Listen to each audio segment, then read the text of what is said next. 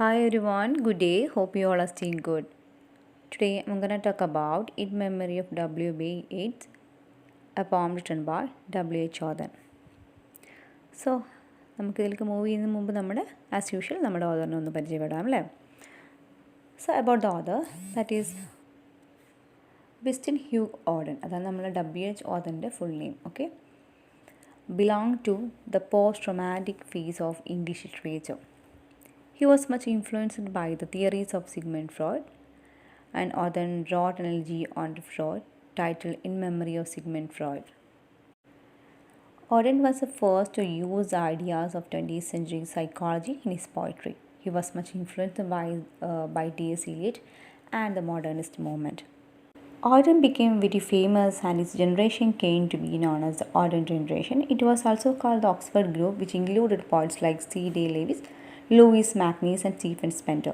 Auden's most important works are City Without Walls and many other poems, and Epistle to the Gods and other poems. Auden is often called an Anglo-American poet because he moved to into the USA in 1939, the year in which Yeats died. Auden was granted American citizenship and he died in Vienna in 1973. Auden wrote a prose piece, The Public versus the late W.B. Yeats, and In Memory of W.B. Yeats. The death of Yeats gave Auden an opportunity to discuss the role of art. Art is the relationship or the relation to the society and the significance of time. So നമ്മുടെ റൈറ്ററിൻ്റെ full name എന്താണ്? Winston Hugh Odean. അദ്ദേഹം ഒരു post romantic English റൈറ്ററാണ് അല്ലേ, English പോയിറ്റാണെന്ന് പറയുന്നു. അതുപോലെ തന്നെ അദ്ദേഹത്തിന് Sigmund ഫ്രോയിഡിൻ്റെ ഒരു ഇൻഫ്ലുവൻസ് അദ്ദേഹത്തിന് ഉണ്ടായെന്ന് പറയുന്നുണ്ട്. അതുകൊണ്ട് തന്നെ അദ്ദേഹം ഫ്രോയിഡിനെ പറ്റി ഒരു എലിജി എഴുതിയിട്ടുണ്ടെന്ന് പറയുന്നുണ്ട്. അങ്ങനെ 20th സെഞ്ചുറിയിലെ സൈക്കോളജി ആദ്യമായിട്ട് പോയട്രിയിലൂടെ കൊണ്ടുവന്ന ആളാണ് നമ്മുടെ W.H. ഓഡൻ എന്ന് പറയുന്നത്. അതുപോലെ പറയുന്നുണ്ട് T.S. എലിയറ്റും അതുപോലെ മോഡേണിസ്റ്റ് മൂവ്മെൻറ്റും നമ്മുടെ W.H. ഓഡനെ വളരെയധികം ഇൻഫ്ലുവൻസ് ചെയ്തിട്ടുണ്ടെന്ന് പറയുന്നുണ്ട്. അതുപോലെ പറയുന്ന മറ്റൊരു കാര്യം, നമ്മൾ ഓഡൻ അദ്ദേഹത്തിന് സെക്കൻഡ് വേൾഡ് വാറിനോട് ഭയങ്കര ദേഷ്യമായിരുന്നു, അല്ലെങ്കിൽ സെക്കൻഡ് വേൾഡ് വാറിനെതിരെയായിരുന്നു അദ്ദേഹം എന്ന് പറയുന്നുണ്ട്. അങ്ങനെ ഓഡൻ ഭയങ്കര പോപ്പുലർ ആവുകയും അദ്ദേഹത്തിൻ്റെ തലമുറ ഓഡൻ ജനറേഷൻ എന്നറിയപ്പെടുകയും ചെയ്തു. അതുപോലെ തന്നെ ആ ഒരു കാലഘട്ടത്തെ ഓക്സ്ഫോർഡ് ഗ്രൂപ്പ് എന്നും അറിയപ്പെട്ടിരുന്നു പറയുന്നുണ്ട്. അപ്പോൾ ആ ഗ്രൂപ്പിലെ മറ്റുള്ള പോയിറ്റ്സ് എന്ന് പറയുന്നത് നമ്മൾ D.S. ലൂയിസ്, അതുപോലെ തന്നെ Louis MacNeice, Stephen Spender എന്നിവരൊക്കെയാണ്.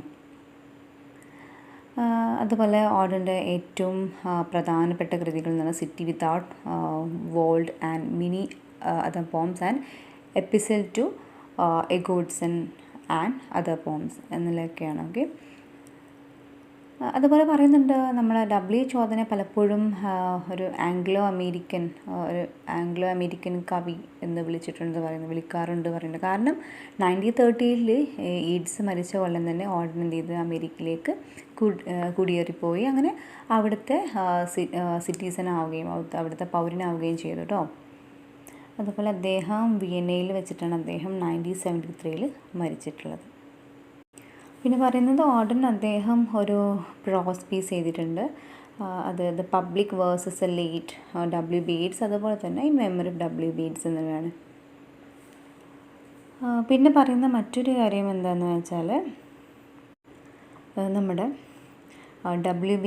Yeats അദ്ദേഹത്തിൻ്റെ മരണം ശരിക്കും നമ്മുടെ ഓഡൻ ഒരു ഓപ്പർച്യൂണിറ്റി കൊടുത്തെന്ന് പറയുന്നുണ്ട്. എന്തിനുള്ള ഓപ്പർച്യൂണിറ്റിയാണ്? To discuss the role of ആർട്ടിൻ്റെയും അതുപോലെ തന്നെ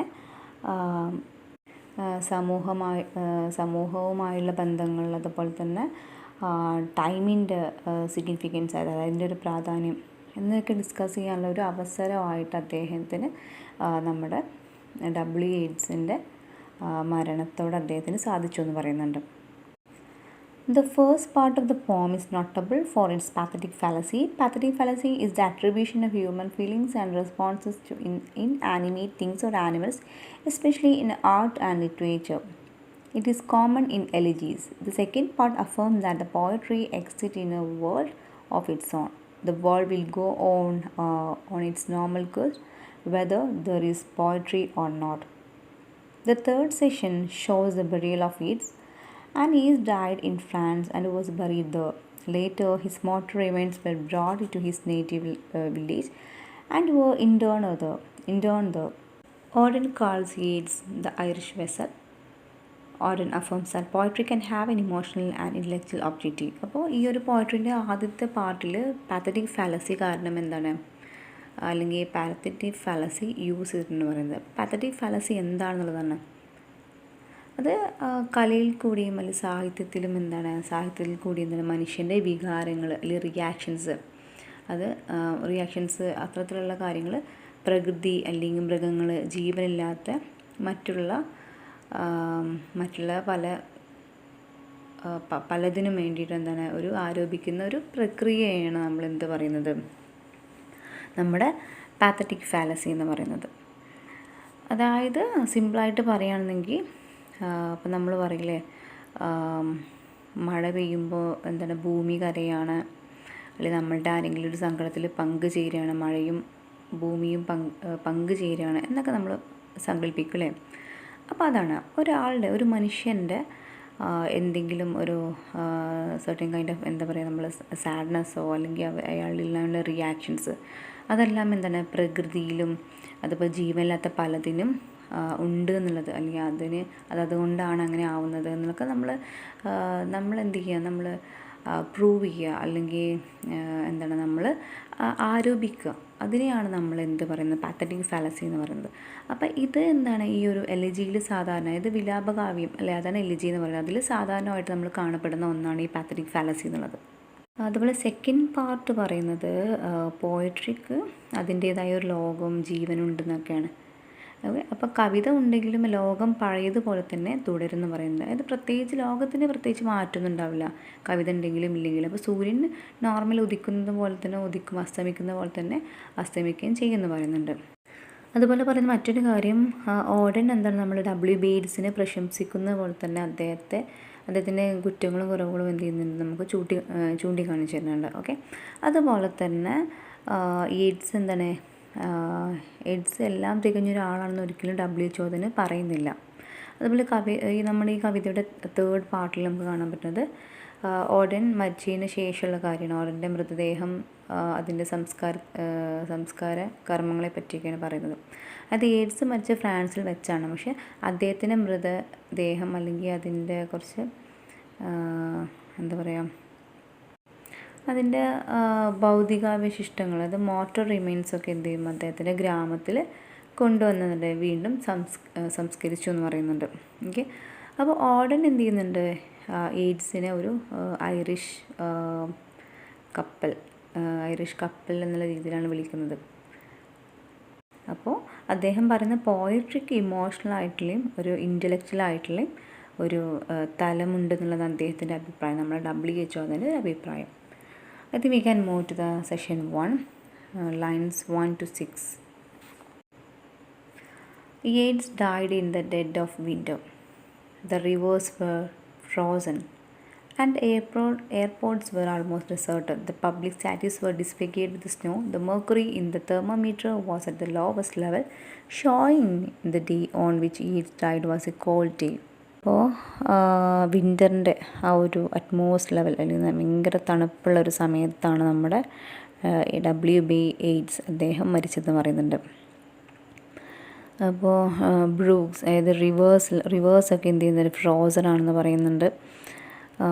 നദികളിലെ വെള്ളം എന്ത് ചെയ്തിട്ടുണ്ട്, കട്ട പിടിച്ചിട്ടുണ്ട്. അതുപോലത്തെ വിമാനത്താവളങ്ങളൊന്നും ആരുമില്ല, വിമാനത്താവളങ്ങളൊക്കെ ആൾമോസ്റ്റ് ഡെസേർട്ടഡ് ആണ്. അതുപോലെ പറയുന്നുണ്ട് പബ്ലിക് സ്റ്റാറ്റ്യൂസ് അല്ലേ, നമ്മുടെ പ്രതിമകൾ അതിൽ മഞ്ഞ് വീണ്ടും എന്താണ് അത് ഡിസ്ഫിഗേർഡ് ചെയ്തിട്ടുണ്ട്, അതായത് ഒരു വികൃതമായിട്ടുണ്ട്.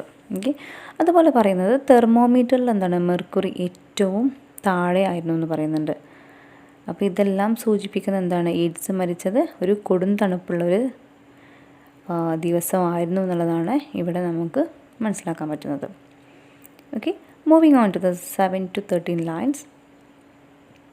Yeats was lying ill, but the world went on as before. The wolves continued running through the evergreen forest. The streams were not flowing as they were frozen.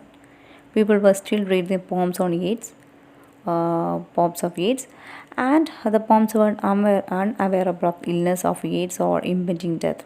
For Yeats, it was last afternoon. There were nurses attending to him, and rumors were going round about his health and possible death. അങ്ങനെ എയ്ഡ്സിന് എന്താണ് അദ്ദേഹത്തിന് അസുഖമായിരുന്നു എന്ന് പറയുന്നുണ്ട്. പക്ഷേ ലോകം എന്താണ് ഇതൊന്നും പ്രശ്നമില്ലാതെ മുന്നോട്ട് പോയിക്കൊണ്ടേയിരുന്നു പറയുന്നുണ്ട്. അതുപോലെ വോൾഫ്, അതായത് ചെന്നായ്ക്കൾ അല്ലേ, അവർ കാട്ടിൽ കൂടി ഓടി നടന്നു പറയുന്നുണ്ട്. അതുപോലെ വെള്ളം കട്ടിയായതുകൊണ്ട് തന്നെ നദികളിൽ എന്താണ് അത് ഫ്ലോ ചെയ്യുന്നില്ല എന്ന് പറയുന്നുണ്ട്. അതെല്ലാം ഒഴുക്കൊക്കെ നിലച്ചിട്ടുണ്ട് പറയുന്നുണ്ട്.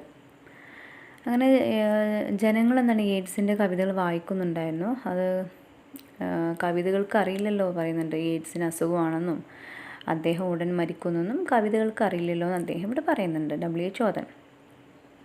അത് എയ്ഡ്സിൻ്റെ അവസാനത്തെ വൈകുന്നേരമായിരുന്നു എന്ന് പറയുന്നുണ്ട്. നഴ്സുമാർ അദ്ദേഹത്തിന് വേണ്ടിയിട്ട് അങ്ങോട്ടും ഇങ്ങോട്ടും ഓടി നടക്കുന്നതിന് അദ്ദേഹത്തിൻ്റെ ഹെൽത്തൊക്കെ ഒന്ന് ബെറ്റർ ആക്കാൻ വേണ്ടിയിട്ട്. അങ്ങനെ അദ്ദേഹത്തിൻ്റെ ആരോഗ്യത്തെ പറ്റിയിട്ടുള്ള പലതരം റൂമേഴ്സ് എന്താണ് പ്രചരിക്കുന്നുണ്ടായെന്ന് പറയുന്നുണ്ട്.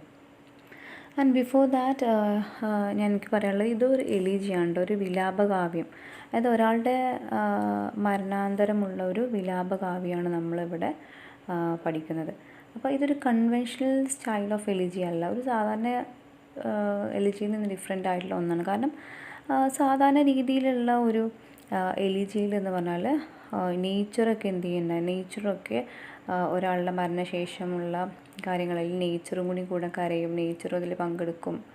ഒരാൾ മരിച്ചാൽ നേച്ചർ കൂടെ കരയുന്നു, അല്ലെങ്കിൽ അതൊക്കെ അങ്ങനെയായി ഇതിങ്ങനെയായി എന്നൊക്കെ പറഞ്ഞിട്ടുള്ള ഒരുപാട് മാറ്റങ്ങൾ നമുക്ക് ഒരു കൺവെൻഷണൽ എലിജിയിൽ സാധാരണ രീതിയിലുള്ളൊരു വിലാപകാവ്യങ്ങൾ നമുക്ക് കാണാൻ പറ്റുന്നുള്ളതാണ്. പക്ഷേ ഇവിടെ എന്താണ്, ഇവിടെ അത്തരത്തിലൊരു മാറ്റം നമുക്ക് കാണാൻ പറ്റില്ല. അതായത് പ്രത്യേകിച്ച് ഒരു മാറ്റവും നമ്മുടെ എയ്ഡ്സ് മരിച്ചു എന്ന് വിചാരിച്ചിട്ട് പ്രത്യേകിച്ച് ഒരു മാറ്റവും തന്നെ ഇവിടെ നേച്ചറിൻ്റെ പ്രോസസ്സിങ്ങിനൊന്നും നമുക്ക് കാണാൻ പറ്റുന്നില്ല എന്നുള്ളതാണ്. അതുപോലെ പറയുന്ന മറ്റൊരു കാര്യം എന്താണെന്ന് വെച്ചാൽ ഇദ്ദേഹം ഞാൻ നേരത്തെ പറഞ്ഞിട്ടുണ്ടായിരുന്നു ഡീപേഴ്സണലൈസേഷൻ എന്ന് പറഞ്ഞാൽ നമ്മുടെ അതായത് T.S. എലിയറ്റിനെ ഇൻഫ്ലുവൻസ് ചെയ്തിട്ടുണ്ട് പറയുന്നുണ്ട്. അതായത് T.S. എലിയറ്റിൻ്റെ പല വർക്ക്സും നമ്മളുടെ W.H. ഓതനെ സ്വാധീനിച്ചിട്ടുണ്ടെന്ന് പറയുന്നുണ്ട്. അപ്പോൾ നമ്മുടെ the theory of depersonalisation or impersonality is T.S. Eliot's remarkable gift in ക്രിറ്റിസിസത്തിൽ അദ്ദേഹത്തിൻ്റെ റിമാർക്കബിൾ ഗിഫ്റ്റായിട്ടാണ് ഇംപേഴ്സണാലിറ്റി അല്ലെ ഡീപേഴ്സണലൈസേഷൻ എന്ന് പറഞ്ഞ ഈ രണ്ട് തിയറീസ് പറയുന്നത്. ഓക്കെ, അപ്പം T.S. എലിയറ്റ് അദ്ദേഹത്തിൻ്റെ ഈ ഒരു ഡീപേഴ്സണലൈസേഷൻ എന്താണെന്ന് വെച്ചാൽ അദ്ദേഹം പറയുന്നുണ്ട് he hold that the poet and the poems are two separate things and a poet may have personal liking, disliking or may feel interest in anything, but he should not put into his poetry. അതായത് അദ്ദേഹത്തിൻ്റെ പ്രസ്താവന എന്താണെന്ന് വെച്ചാൽ T.S. എലിയറ്റിൻ്റെ പ്രസ്താവന എന്താണെന്ന് വെച്ചാൽ പോയറ്റും പോയട്രിയും രണ്ട് separate ആയിട്ടുള്ള കാര്യങ്ങളാണ്. ഓക്കെ, അതായത് ഒരു പോയിറ്റ് അദ്ദേഹത്തിന് മേ ഹാവ് പേഴ്സണൽ ലൈക്ക്, അദ്ദേഹത്തിന് സ്വന്തം ഇഷ്ടപ്രകാരം അല്ലെങ്കിൽ ഡിസ്ലൈക്സും ലൈക്സും ഒക്കെ ഉണ്ടായിരിക്കും. പക്ഷേ അതൊന്നും ഒരിക്കലും അദ്ദേഹത്തിൻ്റെ ആ ഒരു പോയട്രിയിൽ അദ്ദേഹം ഇൻക്ലൂഡ് ചെയ്യരുത്. ഓക്കെ, അതായത് അദ്ദേഹത്തിൻ്റെ ഒരു പേഴ്സണൽ എക്സ്പീരിയൻസ് അദ്ദേഹം ഒരിക്കലും അദ്ദേഹത്തിൻ്റെ പോയട്രിയിൽ എന്താ പറയുക എക്സ്പ്രസ് ചെയ്യരുത് എന്നുള്ളതാണ് നമ്മുടെ ഈ ഡീപേഴ്സണലൈസേഷൻ എന്ന് പറഞ്ഞിട്ടുള്ള തിയറി. അപ്പോൾ ആ ഒരു തിയറീനെ ബേസ് ചെയ്തിട്ടാണ് ആ ഒരു തിയറീൻ്റെ ഇൻഫ്ലുവൻസ് നമുക്ക് എന്ത് ചെയ്യാൻ പറ്റും, W.H. ഓതൻ്റെ ഈ ഒരു പോയട്രിയിൽ നമ്മളിപ്പോൾ പഠിക്കുന്ന ഈ ഒരു പോയട്രിയിൽ നമുക്ക് കാണാൻ പറ്റുന്നുള്ളതാണ്.